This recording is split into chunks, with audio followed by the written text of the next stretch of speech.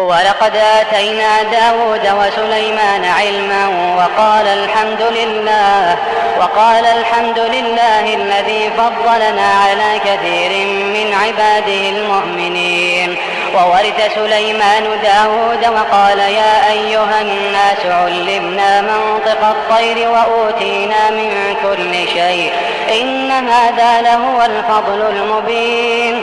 وحشر لسليمان جنوده من الجن والإنس والطير فهم يوزعون حتى إذا أتوا على واد النمل قالت نملة يا أيها النمل ادخلوا مساكنكم لا يحطمنكم سليمان وجنوده وهم لا يشعرون. فتبسم ضاحكا من قولها وقال رب